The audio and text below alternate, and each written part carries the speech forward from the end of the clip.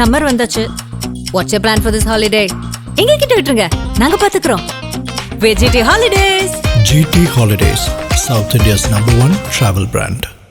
Peri engineering, arts and science, pharmacy, nursing மற்றும் physiotherapy கல்லூரிகள் சென்னை இந்தியாவில் சிறந்த உள்கட்டமைப்பு கொண்ட கல்லூரிகளில் ஒன்று. 100% வேலை வாய்ப்பினை உறுதி செய்யும் சாதனை. ஆயிரக்கணக்கான பிற கல்லூரி மாணவர்களுக்கும் வேலை தந்த பெருமை. பெரி, எங்கள் கண்களில் உங்கள் கனவுகள். 2 ஸ்பூன் போதும். லயன் டேட் சிரப், இதுல அயன், ஃபைபர், விட்டமின்ஸ், நோய் எதிர்ப்பு சக்தி அதிகமா இருக்கு. Lion date syrup. திரு பொன்முடி அவர்கள் மேலே எடுக்கப்பட்ட நடவடிக்கை அது வந்து பெருசாக பூதாகரமாக ஆக்கப்பட்டிருக்கு. இதுவே பெரிய விஷயம். டிஎம்கே வந்துட்டு அவருக்கு வந்துட்டு தக்க நடவடிக்கை எடுத்திருக்கிறாங்க. ஆனால் அது சில பேர் இப்போ வெளிலேருந்து பார்க்கும்போது இது போதாது அப்படிங்கிற ஒரு விஷயத்தையும் பார்க்க முடியாது. அதை நீங்கள் எப்படி பார்க்குறீங்க? உங்கள் மனசாட்சி விடுங்க, என்னை விட்டுருங்க. ஒரு இஸ்லாம் மதம் பற்றியோ ஒரு கிறிஸ்தவ மதம் பற்றியோ பிஜேபியில் இருக்கக்கூடிய யாராவது ஒருத்தர் பேசியிருந்தாருன்னா இது வந்து அதான் நடவடிக்கை எடுத்துட்டாங்களா, பேசாமல் இருக்குன்னு சொல்லியிருப்பாங்களா? அது அவர் பேசுனது மதத்துக்குள்ளேயே நான் கொண்டு வரல. இன்னும் சொல்ல போனால் பெண்களை குறித்து அவர் எல்லாமே நான் சொல்றேன். பெண்களும் தான் மதம் தான் எல்லாத்தையும் சொல்றேன். நான் வந்து உங்களுக்கு புரியுறதுக்காக சொல்றேன். இது வந்து போதுமா போதாதான்னு ஒரு கேள்வி கேட்டீங்க இல்லையா? கட்சி நடவடிக்கை எடுத்திருக்கு, சும்மா பெருசாக்குறாங்க, ஊதி பெருசாக சொன்னீங்க இல்லையா? அதுக்காக நான் சொல்லுவேன். இதே மாதிரி ஒரு கருத்தை ஒரு டிவி டிபேட்ல ஒரு பெண் தலைவர் வந்து சொன்னாங்க. இத்தனைக்கு அவங்க வந்து எம்பியும் கிடையாது, மந்திரியும் கிடையாது. ஒரு டிவி டிபேட்ல சொன்னதுக்கு எவ்வளவு பெரிய பிரச்சனை வந்துச்சு. நாடு முழுக்க எவ்வளவு பெரிய பிரச்சனை, சுப்ரீம் கோர்ட் வரைக்கும் எவ்வளவு பெரிய பிரச்சனை வந்துச்சு. அப்ப இங்க ஒருத்தர் வந்து சைவம், வைணவம், பெண்கள், பாலியல் உறவுன்னு என்னென்னலாம் பேசுறாரு. 1-2 இல்லை. ஒரு டங் ஸ்லிப்ல ஒரு யாருக்குனாலும் வார்த்தை தவறிடுங்க. எனக்கு ஒரு வார்த்தை தவறிடும், உங்களுக்கு ஒரு வார்த்தை. இது நடக்கிறதுங்க. பப்ளிக்ல பேசுறவங்களுக்கு ஒரு வார்த்தை அப்படி இல்லை. நிறுத்தி நிதானமா அழுத்தி 3 முறை 4 முறை திரும்பி பார்த்து புரியுதான்னு பார்த்து உங்களுக்கு புரியலையான்னு சொல்லி இன்னும் விவரமா சொல்லி அதை டீகோட் பண்ணி ஆக்கோட டைரக்டா போற அவ்வளவு நிதானமா. ஸோ வந்து உணர்ச்சி பட்டு பேசணும். ஒரு வார்த்தை டக்குன்னு பேசுறோம், ஒரு வார்த்தை விட்டோம்னா சாரி சார் நான் ஒரு வார்த்தை விட்டேன், அதை எடிட்டிங்ல மறந்துட்டேன் சொல்லிக்கலாம். நிதானமா பேசப்பட்ட விஷயம். அண்ட் இவர்கள் பேசுறது புதுசு இல்லை. நேற்று ஒரு ஒடியை பார்த்தேன். திரு ஏவவேலு பேசுறாரு, சிவன் கோயிலையும் வைஷ்ணவ கோயிலையும் போயிட்டு சோழிக்கு பீச்சைக்கு ஆயன்னு பாட முடியுமா அப்படின்றார். இதெல்லாம் எங்கே வந்து நீங்கள் திரு ஏவவேலு அமைச்சர் அவர் பேசுகிறார். சிவன் கோயிலுக்கும் விஷ்ணு கோயிலுக்கும் பின்னாடி போயிட்டு நம்ம வந்து அங்கே உட்காந்துட்டு சோழிக்கு பீச்சைக்கு ஆயன்னு பாட முடியுமான்றார். இதெல்லாம் தெரிந்து செய்கிறார்கள், தெரியாமல் செய்கிறான்னு நினச்சிட்டு இருக்கீங்க. ஸ்டாலின் அவர்களை வந்து தூங்க விடாமல் பண்ணுறதே மந்திரிகள் அவர்களுக்கு வேலையை. அது சொன்னது அவர் தானே, வேற யாரும் கிடையாது. தமிழக முதலமைச்சர் தான் சொன்னார். காலையில் எந்திரிச்சு பார்த்தா எனக்கு ஒரு நாள் பிரச்சனை வரும். கட்சி பதிலிருந்து நீக்கினது நீங்க தானே, வேற யாரும் கிடையாது. அது வந்து எப்போ நீக்கிறாங்க, இதுக்கு இந்த பிரச்சனைக்கு அப்புறம் தானே. அப்போ எல்லாருக்கும் தெரிஞ்சிருக்கு. இதை வந்து ஹேபிச்சுவலாக செய்கிறாங்கன்னு நான் சொல்லுவேன்.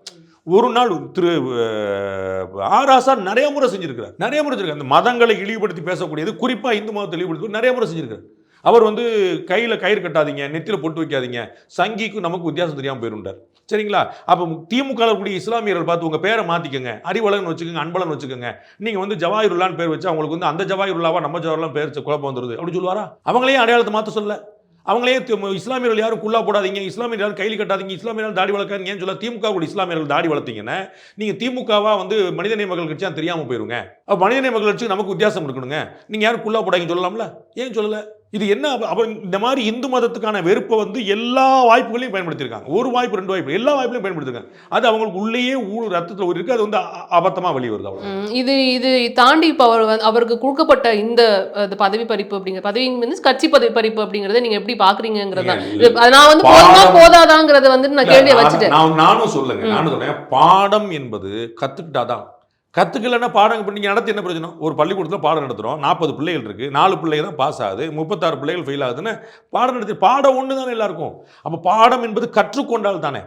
நடத்தாட்டா நான் சொன்னேன். திரு RS பாரதி அவர்கள் பட்டியலத்தவர்கள் வளர்ந்தது நாங்கள் போட்ட பிச்சைன்றார், திராவிட இயக்க போட்ட பிச்சைன்றார். இந்த வார்த்தையை பயன்படுத்திருக்கிறாரு இல்லையா? திரு தயாநிதி மாறன் வந்து செக்ரட்டரியேட் வாசல் நாங்கள்லாம் தாழ்த்தப்பட்டவர்களா? எங்களை நிற்க வச்சு அப்போ தாழ்த்தப்பட்டவர்கள் நிற்க வச்சு பேசணுங்கிற சட்டமா? எனக்கு புரியலையே. அப்போ இதெல்லாம் ஒரு மைண்டில் இருக்குங்கிறத நீங்கள் புரிஞ்சுக்கணும். நான் சொன்னேன், ஒரு தலைவர் இல்லை, ஒரு நாள் இல்லை, ஒரு சம்பவம் இல்லை, இது தொடர் நிகழ்வு. அப்போ அவங்க மைண்டில் என்ன இருக்குங்கிறத நீங்கள் புரிஞ்சுக்கணும். அது அவங்கள மீறி வெளியே வந்துருது. இப்போ அவருக்கு வந்து கொடுத்த விஷயத்த வந்து பெரிதாக இங்கே பேசுகிறாங்க. ஆனால் வெளில இருந்து பார்க்குறப்ப இது ஒரு தண்டனையா அப்படிங்கிற மாதிரி ஒரு கேள்வி எழுது மத்தியில். அது அவருடைய. ஆனால் இங்கே துரைமுருகன் அவர்கள் வந்து ஓடி வந்து அவர் செய்த ஒரு விஷயத்துக்கு வந்துட்டு மறுபடியும் ஒரு மன்னிப்பு கோர்றாரு அப்படிங்கிறப்ப இது பெருசா இருக்கோ? அதான் சொன்னேன், மாற்றுத்திறனாளி பற்றி அண்ணன் துரைமுருகன் பேசினா இருக்கட்டும், மற்றவர்கள் பற்றி மற்றவர்கள் பேசுறாரு. இதெல்லாம் பிரச்சனை ஆனா தான் பதில் சொல்றாங்க. ஆமா அப்படித்தான் சொல்லக்கூடியவங்க. அவங்க மன்னிப்பு கேட்டு வாபஸ் வாங்கி போறவங்க கிடையாது. புரியுதுங்களா? ஆமா, இன்னைக்கு தேர்தல் வரப்போகுதுங்கனால அவங்க சொல்லிட்டு இருக்காங்க. இது வந்து இப்போ காலகாலமா பேசுறாங்க. சிவாஜி கிருஷ்ணமூர்த்தி பேசுறாங்க, திரும்ப கட்சியில் இருக்கிறாரா இல்லையா? பெண்களை பத்தி ஒரு பெருசா பேசினாரா? அக்கா கனிமொழிக்கு தெரியாத அவங்க வந்து ஒரு பெண்ணியவாதி தானே, அப்புறம் தான் அரசியல்வாதி. முதல்ல கவிஞர் பெண்ணியவாதி, அப்புறம் தான் அவங்க அரசியல்வாதி ஆறாங்க. அப்போ வந்து இயல்புலேயே உள்ள ஊருக்கூடிய பெண்ணியவாதி என்ன சொல்றாங்க அவங்களுக்கு? அப்ப அவங்க சண்டை நேற்று போடுவாங்க. முதல்ல கண்டனம் தெரிவிச்சது அவங்க தான் கட்சியில இருந்து. ஏங்க நான் சொல்ல நடவடிக்கை எடுக்க வேண்டிய கண்டனம் தெரிவிச்சா ஒத்துக்கிடுவீங்களாங்க? நீங்க தானங்க ஆக்ஷன் எடுக்கணும். நீங்க தானங்க ஃபர்ஸ்ட் ஃபேமிலி. நான் உங்களுக்கு சொல்ல போறீங்களா? தமிழ்நாட்டில் நீட்டுக்கு எதிராக பிஜேபி போராடிச்சுன்னு நீங்க சிரிப்பீங்களா மாட்டீங்களா? பாஸ் நீங்க தான் பாஸ் நீட் வச்சிருக்கீங்க கேட்பீங்களா மாட்டீங்களா? அப்ப கட்சி உங்களுடையது, தலைமை உங்களுடையது, நீங்க இருக்கீங்க. அப்ப நீங்க வந்துட்டு கண்டனம் தெரிவிக்கணும். கண்டனம் வந்து மற்ற கட்சிகள் தெரிவிக்கணும். ஆக்ஷன் நீங்க எடுக்கணும். புரியுங்களா? இப்போ வந்து திமுகவுடைய துறைப்பூச்சல பதில் வந்து இவர் பொன்முடி நீக்கப்படுறாருன்னு எடப்பாடி பழனிசாமி சொல்ல முடியாதுல்ல. ஆக்ஷன் எடுக்க வேண்டியது நீங்க, கண்டனம் தெரிவிக்க வேண்டியது. நான் கண்டனம் தெரிவிச்சேன்னு எனக்கு ஒன்று கணக்கு அது புரியலையே எனக்கு. அப்போ நான் சொல்றது இது போதுமா, அமைச்சர் பதவி நீக்கணுமா, அது என் நாடுல. கட்சி உங்களுடையது, ஆட்சி உங்களுடையது. என்னுடைய கவலை பாடம் என்பது கற்றுக்கொள்ளாத வரைக்கும் பாடம் கிடையாது. இப்போ அடுத்ததாக வந்து இந்த பிஎம்கேல நடக்கிற சில பிரச்சனைகள், திரு அன்புமணி அவர்கள் வந்து தலைவரில் நான் தான் என்பது தலைவர் அப்படின்னு திரு ராமதாஸ் சொல்றது, இது எந்த இடத்துக்கு கொண்டு போகும் அப்படின்னு நினைக்கிறீங்க? குடும்பத்தாராருங்க. சரி ஆகணும், சரி ஆகும். சரி ஆகலைன்னு அவங்களுக்கு இழப்பு. பாட்டாளி மக்கள் கட்சி என்றைக்குமே 6% தொட்டது கிடையாது, 5% விட்டது கிடையாது. இந்த 5 to 6 தான் இருந்திருக்கிறாங்க. அந்த 5 to 6 2ஆ பிளவுபட்டா என்ன ஆகும்னு யோசிக்கும். சிவசேனா கட்சி வந்து உத்தவ் தாக்கரே தனியாக, ராஜ் தாக்கரே தனியாக எடுத்துட்டு போனாங்க. உத்தவ் தாக்கரே வந்து ஏக்நாத் சிண்டே எடுத்து போயிட்டார். அப்ப சிவசேனா வளருதா தளருதா? சிவசேனா கட்சியுடைய தலைவர் உத்தவ் தாக்கரே முதலமைச்சர் ஆகணும்னு ஆசைப்பட்டார். அவன் கட்சியில இருந்த ஒருத்தர் முதலமைச்சர் ஆகிட்டார். இன்னைக்கு அவர் எங்க உட்கார்ந்திருக்காரு? எதிர்க்கட்சி பதவி கூட வாங்க வந்திருக்காரு. அப்ப நம்முடைய உயரம் தெரியும். அப்ப இன்னும் பிளந்துகிட்டே போனீங்கன்னு என்ன இருக்கும்? வன்னியர் சமுதாயத்துக்கு ஒரு அரசியல் கட்சியா ஒண்ணுதான் நீங்க இருக்கிறீங்க. அப்ப நீங்க வளர்க்கறதுக்கான வழியை பார்க்கணுமா, தளர்க்கறதுக்கான வழியை பார்க்கணுமா, நீங்க முடிவு பண்ணும். உங்க சண்டையில நான் உயிரோடு இருக்கிற வரைக்கும் நான் தான் அப்படின்னா, நீங்க இந்த 80-90 வயசுல நீங்க சொன்னீங்கன்னா என்ன கணக்கு? உங்களுக்கும் உங்க மகனுக்கும் 4 பிரச்சனை இருக்கலாம். அதை நீங்க பேசி தீர்க்கணும். டைனிங் டேபிளில் பேச வேண்டியதை ப்ரெஸ் மீட் கொடுத்து பேச வேண்டியது இல்லை. அங்கே பேசணும். அது சரியில்லைன்னா ஏன்னு கேட்கணும். பெரியவர்களும் அது நீங்கள் சீனியர் தான், நீங்கள் கஷ்டப்பட்டீங்கன்னா அதெல்லாம் அவர் சொன்னதெல்லாம் உண்மை. அவர் வீடு விடா நான் பேசினேன், கிராமமாக பேசினேன், வெளிச்சம் இல்லாமல் பேசினேன், நான் டியூட்டி பார்த்துட்டு வந்து அதெல்லாம் சத்தியம். அதை பாமகங்கிற ஒரு கட்சி உருவானது டாக்டர் ராமதாஸ்னால, நோ டவுட். பட் ஒவ்வொன்றுக்கும் ஒரு காலம் இருக்குல்ல. அத்வானி அவர் வந்து நான் பிரதமர் ஆனேன்னு உட்கார்ந்தாருன்னு, தமிழ் இந்தியாவில் பிஜேபி வளர்ந்ததுக்கு பெருமுதற் காரணம் அத்வானி. கைதானது, சிறை சென்றது, சண்டை போட்டது, 100 பேர் இறந்தது, மல்லு கட்டினது கொஞ்சம் நெஞ்ச போராட்டமா? அப்ப அத்வானி பிரதமர் இல்லையே, அவர் வளர்த்த புள்ள மோடி தானே. அப்ப அத்வானி நான் தான் பிரதமர் இல்லாட்டி பிஜேபி ஆட்சிக்கு வரணும்னு சொன்னாரு, நட்டம் யாருக்கு? அப்ப உங்களுடைய பிள்ளைகள் பெரிதாகிறார்கள்னா தகப்பன்கள் பெருமை அடையும். அதுதான் பிள்ளைகளுக்கு மிஸ் அண்டர்ஸ்டாண்டிங் புரிஞ்சுக்கலன்னா சொல்லி கொடுக்கணும். அது வீட்டுக்குள்ள நடக்க வேண்டிய விஷயம். இப்போ ஜிகே மணி சண்டைக்கு போலையே. அப்போ உங்கள் புள்ள தானே, நீங்கள் பேசுங்க. மனைவி விட்டு பேசுங்க, மருமகளை விட்டு பேசுங்க, அண்ணன் தம்பி விட்டு பேசுங்க, நீங்கள் நமக்குள்ள பேசுங்க. அதை நீங்கள் டைனிங் டேபிளில் பேச வேண்டிய ப்ரெஸ் மீட் கொடுத்து நட்டம் உங்களுக்கு. இப்போ அடுத்தடுத்து பிஜேபியோட அதிரடி தொடருமா, அதாவது மத்திய அரசோட அதிரடிகள் இங்கே வந்து தமிழ்நாட்டில் தொடருமா அப்படிங்கிறது தான் ஒரு கேள்வியாக இருக்குது. ஏன்னா திரு கே நேரு அவர்களுடைய விவகாரத்தில் வந்துட்டு இடி என்னென்ன செய்திகள் வெளியிட்டிருக்குங்கிறத பார்க்க முடியுது. அடுத்ததாக பெரிய பெரிய மந்திரிகளை வந்துட்டு இங்கே வந்து மத்திய அரசு குறிவைக்குமா, ஏன்னா இந்த எலெக்ஷனுக்குள்ளார வந்து டிஎம்கே வந்து எப்படி டார்கெட் பண்ணும் அப்படின்னு. இடி ஆக்ஷன் எடுக்குமான்னு கேட்டுக்கணும், சிபிஐ ரைடு போகுமான்னு கேட்டுக்கணும், பாஜக உள்ள பாயுமா, தேர்தலுக்குள்ள முடிக்குமா, குறி வைக்குமா, அமைச்சர்கள், இதெல்லாம் நீங்க பயன்படுத்துற வார்த்தை என்ன? லேட்டர் அவர்கள் வந்து நீங்க பார்த்து கெட்டு போயிட்டீங்க. நீங்க லேட்டர் அவர்கள் பேசும்போது பேசின வார்த்தைகள் திரு உதயநிதி ஸ்டாலின் அவர்கள் வந்து முதலா வந்து அமித்ஷா அவர்கள் வந்து சொல்லியிருக்காரு, மு.க. ஸ்டாலின் திரு உதயநிதி ஸ்டாலின் அவர்கள் வந்து ஊழலுக்கு பதில் சொல்லியே ஆக வேண்டும். ஒரு துணை முதலமைச்சர், அவர் முதலமைச்சர், ஒரு துணை முதலமைச்சர். அப்ப துணை முதலமைச்சர் ஏன் கொடுத்தீங்க? புரோட்டோகால்ல நம்பர் 2 அவருக்கு தானே கொடுத்தீங்க. அப்ப அவர் தானே பொறுப்பு, ரெஸ்பான்சிபிலிட்டி அவர், அதனால பேரை பயன்படுத்தினாரு. அதுவும் தலைமை குடும்பத்தின் முதல் மகன், அதுல வந்து அப்ப அந்த இடத்துல கொடுக்குறாரு. அப்ப என்ன உங்களுக்கு பிரச்சனை? அப்ப நம்ம சும்மானத்துக்கு வந்து இழுத்துறதுக்காக ஒன்றும் சொல்லுதையே, இதுக்கு வந்து அழகிரி அவர்கள் பதில் சொல்லணும்னா சும்மானத்துக்கு சிந்து முடிவீங்களான்னு கேட்கலாம். அவர் வந்து மகன் மட்டும் இல்ல, இளைஞரணி மட்டும் இல்ல, துணை முதலமைச்சர். அவருக்கு வந்து புரோட்டோகால் ஒன்று இருக்குது, அதனால கூப்பிடுறாங்க சொல்றாங்க. அதில் என்ன இருக்குது? தென் இந்த இடி ரைடு, இந்த சிபிஐ ரைடு, இந்த என்ஐஏ ரைடு எல்லாம் பழிவாங்க நினைக்கணும் உங்களுடைய அறியாமை. நான் அதில் ஒன்றும் சொல்றதில்ல. அப்ப தமிழ்நாட்டில் திமுக ஆட்சி நடத்தக்கூடிய ரைடுலாம் என்னன்னு நீங்க சொல்லணும். முன்னாள் அமைச்சர் பெருமக்கள் வீட்டில் போறா மிரட்டுறதுக்காக பழிவாங்கறதுக்காக நடத்துறீங்களா? அது சோதனை நடைபெற்றதோட இருக்கு, அதுக்கப்புறம் எந்த நடவடிக்கையும் இல்லைங்கிறதுமே இங்க வந்து பெரிய விமர்சனமா தான் இருக்கு. திமுக ஆட்சியில சிபிசிஐடி நடத்துற ரைடுல எத்தனை அமைச்சர்கள் கைது சொல்லுங்க? அதுதான் சொல்றேன். அதுதான் அதுக்கப்புறம் எந்த நடவடிக்கை இல்லைங்கிறதே வந்துட்டு அப்புறம் என்ன உங்களுக்கு இங்க நடந்தா சட்டப்பூர்வ நடவடிக்கை, அங்க நடந்தா மிரட்டல் நடவடிக்கை, எனக்கு ஒன்றும் புரியவே இல்லையே.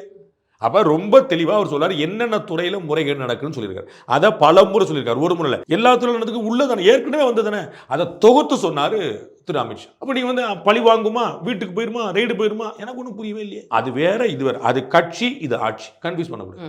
அப்ப ஓபிஎஸ் அவர்களோட எதிர்காலம் எப்படி இருக்கும்? ஏன்னா உட்கட்சி பூசல்ல தலையிட மாட்டோம் அப்படின்னு அமித்ஷா அவர்கள் சொல்லிட்டாரு. அஸ்ட்ராலஜில ஸ்ட்ராங்கா இருக்கக்கூடிய ஜோசியர்கள் தான் சொல்ல முடியும், என்னால சொல்ல முடியாது. அவர் எதிர்காலம் எப்படி இருக்கு? ஏன்னா அவர் வந்துட்டு பிஜேபி கூட்டணியில தான் இருந்தாருங்கிறதுனால கேக்குறேன். பாஜக கைவிடாது. பாஜக நினைச்சு பாஜக கேட்கணும், அது நாங்க சொல்றதுக்கு என்ன இருக்கு? நான் வந்து ஒரு முதலமைச்சர் சொன்னா ஆக்கிடுவாங்களா? பங்குனி உத்திரத்தில் அலையன்ஸ் நடக்கும்னோ, அண்ணாமலை மாற்றப்படுவார்னோ, ஏடிஎம்கே பிஜேபி அலையன்ஸ் சொன்னோ நான் சொல்லி அவங்க செய்யல.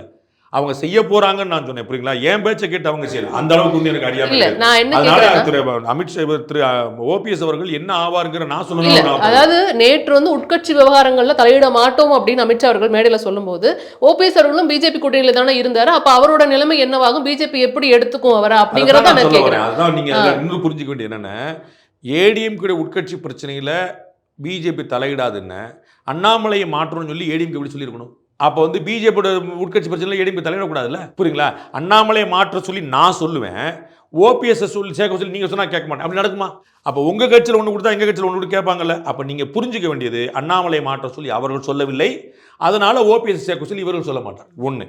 ரெண்டாவது, ஓபிஎஸ்ஐ பிஜேபி கைவிடக்கூடாதுன்னு நான் நினைக்கிறேன். ஏன்னா அவரும் திரு டிடிவியும் தமாக திரு ஜி.கே. வாசனும் கஷ்டமான காலகட்டத்தில் டஃப் டயத்தில் கூடவே இருந்தவங்க. ஏடிஎம்கே அலையன்ஸ் இல்லைன்னு சொன்னபோது ஏடிஎம்கே தான் தமிழ்நாட்டின் பெரிய கட்சி. அப்போ அதை விட்டுட்டு உங்கள் பின்னாடி நின்னாங்க. அப்போ அந்த மதிப்பை அதை நீங்கள் மதிக்கணும். அதுக்கு வந்து பதில் மரியாதை செய்யணும். அதனால் இந்த முறை உங்களுக்கு அலையன்ஸ் வந்துருச்சுன்னா அப்போ நான் அவரை கழட்டி விட்டுருவேன்னா அது வந்து தார்மீகமே கிடையாது. பாஜக ஒரு தார்மீகமான கட்சி, அதனால் அவங்க விட மாட்டாங்கன்னு நினைக்கிறேன். உங்களுக்கு இன்னொரு உதாரணம் சொல்லினேன். திருநாவுக்கரசர் அவர்கள் வந்து ஏடிஎம்கேல பிஜேபியில் இருந்தபோது ஏடிஎம்கே அலையன்ஸ் வச்சபோது செல்வி ஜெயலலிதா அவர்கள் திருநாவுக்கரசருக்கு எம்பி சீட் கொடுக்கூடாதுனே கண்டிஷன் போட்டாங்க. பிஜேபியில் திருநாவுக்கரசருக்கு சீட்டு கொடுக்கூடாதுன்னு ஏடிஎம்கேவுடைய பொதுச்செயலாளர் ஜெயலலிதா சொன்னாங்க. சீட்டு கொடுக்கப்படலை. அதற்கு பிறகு எலெக்ஷன் முடிஞ்ச பிறகு அவரை வந்து மத்திய பிரதேசத்தின் மூலமாக ராஜ்யசபா எம்பி ஆக்கி மத்திய அமைச்சராக. ஸோ அப்படி நிபந்தனை வந்தால் கூட பிஜேபி கைவிடாது. ஆனால் பிஜேபிட்ட ஏடிஎம்கே சொல்ல முடியாது, ஏடிஎம்கே பிஜேபி சொல்லாது.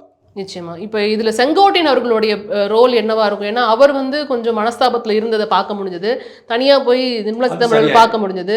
அப்ப இது என்ன எங்கேயாவது அவர் வந்து ஏடிஎம்கே எதிர்த்து பேசினாரா? திரு எடப்பாடி பழனிசாமி எதிர்த்து பேசினாரா? அவர் எங்களுடைய ஆண்டு விழாவில் கலந்துக்கிட்ட போதே நான் அதிமுகவின் ஒரு தொண்டன், கடைசி வரைக்கும் தொண்டனாக இருப்பேன்னு சொன்னார். அதற்கு முன்னாடி ஈரோடு நடந்த பொதுக்கூட்டத்தில் நீங்கள்லாம் நிறைய செய்தி எதிர்பார்த்து வர்றீங்க, நான் செய்தி கொடுக்குற ஆள் கிடையாதுன்னு சொன்னார். நான் பலமுறை சொல்லியிருக்கிறேன், அவர் ஒரு ரிபல் கிடையாது, ஒரு சண்டைக்கோழி கிடையாது. அவருக்கு ஒரு மனஸ்தாபம் இருக்குது, நான் ஒரு சீனியருங்க, எல்லாரும் மாதிரி நீங்கள் நடத்தக்கூடாதுங்க அப்படின்னு நினைக்கிறார். அப்போ வந்து அதை வந்து பேசிட்டு நான் அறிஞ்ச வகையில் அந்த ஈரோடு சுற்று வட்டார அவருடைய கண்ட்ரோலர் கூடிய ஏரியாவில் ரெண்டு மூணு நிர்வாகிகளை அவருக்கு பிடிக்காத ஆட்களை போட்டிருக்கிறாங்க. அதை மாற்ற சொல்லி கேட்குறாரு. அதை வந்து நீங்கள் சமாதானமாக மாற்றுவோம் அப்படின்னு அவங்க சொல்கிறாங்க, நீங்கள் மாற்றுங்க சமாதானமாகவும் சொல்கிறாங்க. ரெண்டு பேருமே கட்சியில் தான் இருப்பாங்க. அவங்க யாரும் வந்து இன்னொரு தர்ம யுத்தம் நடத்தி நீங்கள் எதுவும் சண்டையெல்லாம் போட மாட்டாங்க, சுமூகமாக இருப்பாங்க. நிச்சயமா அடுத்தடுத்த நிகழ்வுகள் எப்படி இருக்குன்னு தொடர்ந்து பார்க்கலாம் சார். உங்கள் நேரத்திற்கு ரொம்ப நன்றி.